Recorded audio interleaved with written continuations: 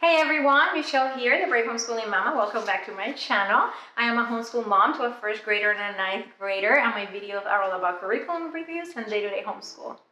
Today I want to share with you all how to plan for your high schoolers' electives. If you want to find out more how you can plan for your high schooler, make sure you stay tuned.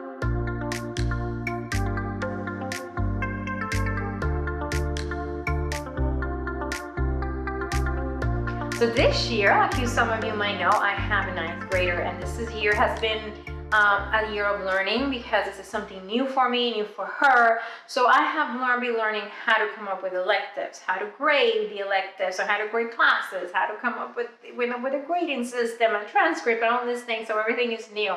So I've been learning about how to create electives and how to work through electives, and hopefully for next year, maybe for next semester, get a little bit better and we get a little bit more creative with our electives.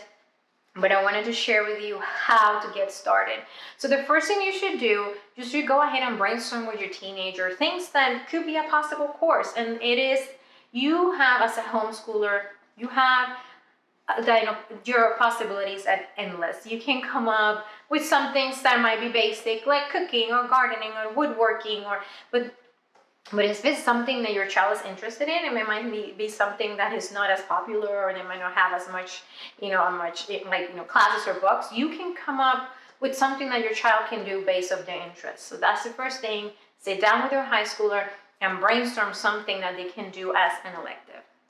Once you brainstorm, once you figure out what you want to do, what course, what thing your child wants to learn, go ahead and start researching and gathering materials. From it could be a class. If you can find a class for that specific things, that is be great. But if there's nothing a class specific for that, what books can you use? Can you watch movies? Can you go to museums? Can you go and a job shadow?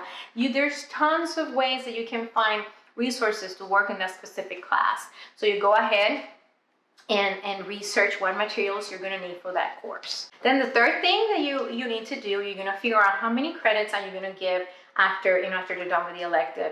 How many hours is your child going to be working on this course? You think they're going to be able to get 120 hours of this for the whole school year? You could give them 1 credit, or is it something that they're going to do maybe once or twice a week and won't be able to spend that much time on it? So you give them half a credit. So try to figure out, is it going to be a 1 credit course, or is it going to be a half a credit course? So that's something that you can figure out once you have all the materials that you need, all the resources that you need for that elective.